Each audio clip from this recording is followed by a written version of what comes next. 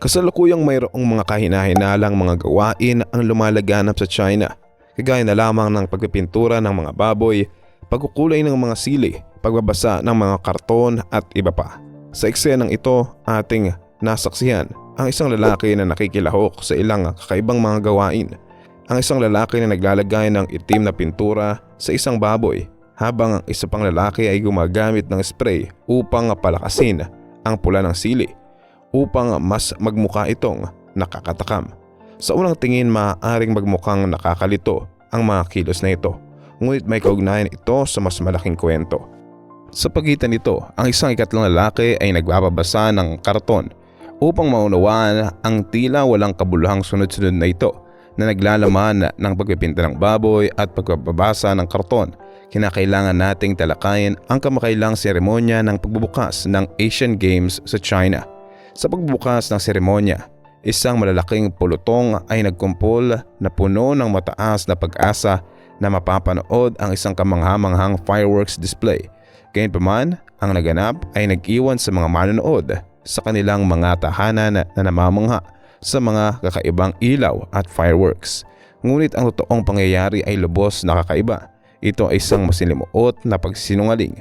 Ang mga naroroon sa lugar na sumusubaybay sa live coverage ay nagulat at nahaliw sa mapanlinlang na pagpapakitang gilas na ito. Ito ay isang performance na nag-iwan ng lahat na nagtatanong sa kredibilidad ng pangyayari.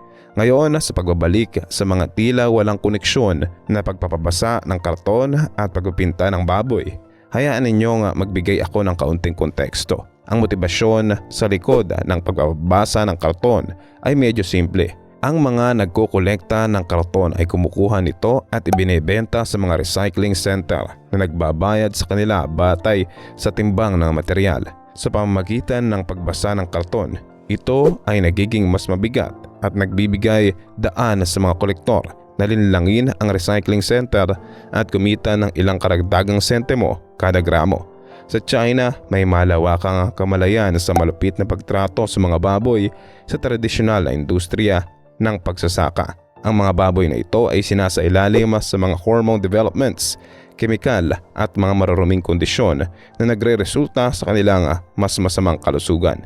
Karaniwan silang itinataguyod sa marumi at hindi maayos na mga kalagayan at binibigyan ng hindi malusog na mga pagkain na maaari maglaman ng plastic at iba pang hindi matiwakasang mga sangkap. Sa kabilang banda, ang mga itim na baboy ay isang natatanging lahi. Karaniwang itinataguyod sa mas makatao at organic na mga kalagayan. Dahil dito, ang mga itim na baboy ay may mataas na halaga sa merkado kumpara sa karaniwang mga baboy. Sa kasong ito, ang mga magsasaka sa China ay gumagamit ng mga mapanlinlang na pamamaraan, nangunguha at nang-aabuso sa kanilang mga customer sa pamamagitan ng pagbebenta ng karaniwang karne ng baboy na artipisyal na pinipinturahan ng itim. Ito ay nagbibigay daan sa tanong kung bakit ang mga ganitong uri ng panloloko at pandaraya ay labis na karaniwan sa China. Upang tukuyin ang isyong ito, maaari tayong tumukoy sa ilang kilalang kasabihang Chinese. Kung maaari kang mandaya, edi mandaya ka. Nakakalungkot na naging karaniwan na ang pandaraya at pagiging biktima ng pandaraya sa pang-araw-araw na buhay sa China. Inaasahan ng mga tao na aksayahin sila ng mga tindero. Halimbawa, kapag nagsha-shopping ng mga bagay tulad ng sapatos sa isang palengke, mahalaga ang pakikipagtawaran mula sa simula. Dahil ang pagkukulang dito ay halos garantisadong pagtaasan ng presyo. Ang praktikang ito ay naging bahagi na ng lipunan ng mga Chinese. Sa naunang bahagi, nabanggit ko na ang China ay isang lugar kung saan ang mga shortcut at makitid na pananaw ay lubos na pinapahalagaan at ito ay lubos na naapektuhan ng pamahalaan. Ang moralidad ay unti-unti nang naglalaho mula sa lipunan at ang mga individual na nagsasalita para sa tama ay kadalasang humaharap sa matitinding kahinatnan. Kaalam, tulad ng pinangako ko para matanggap ang 20,000 free ebooks na makatulong sa iyo, check ang link sa description at comment section ng video ito para mag-join sa ating exclusive Facebook group. Mayroong isang kasabihan sa China, ang pako na sumusobra ay binabasag. Upang ipakita ito ng mas malinaw, may isang henerasyon sa China na dumanas ng hirap at gutom sa Cultural Revolution ni Mao. At bilang resulta, marami sa kanila ang kulang sa moral na mga prinsipyo. Naunawaan nila na ito ay tungkol sa pag-survive sa pamamagitan ng kasakiman at sila ay nagigipit na kunin ang mga pagkakataon dahil maaaring wala nang natira para sa kanila bukas. Ang pagguho ng moralidad na ito ay pinapakita sa mga insidente tulad ng isa kung saan ang mga miyembro ng Lost Generation ay walang hiya na sumusunog ng mga alay sa mga templo. Karaniwang nag-aalay ang mga pamilya ng pagkain at alak para sa mga Diyos at mga ninuno.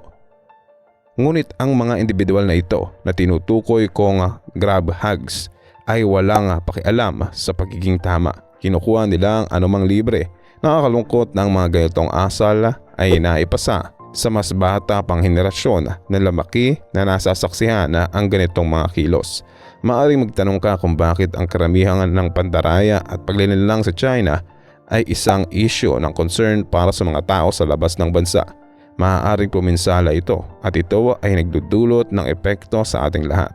Sa mga nagdaang taon, naging saksi tayo sa mararaming iskandalo na may malalayong kahihinatnan. Kasama dito ang maruming pagkain para sa mga aso na nagdulot ng pinsala sa mga alagang hayop sa buong mundo.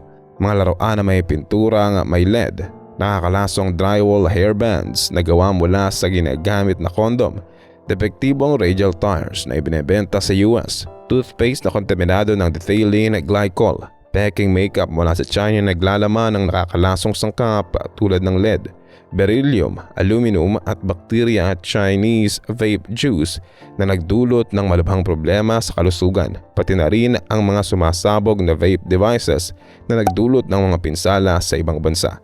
Ngunit ang mga epekto ng pagkakalat ay higit pa sa mga halimbawa na ito. Ang Nongpian o Jiupian phenomenon ay may pandaigdigang epekto. Hindi ito tungkol lamang sa ilang mga individual na naghahanap ng mabilisang kita sa pamamagitan ng maligayang pandaraya.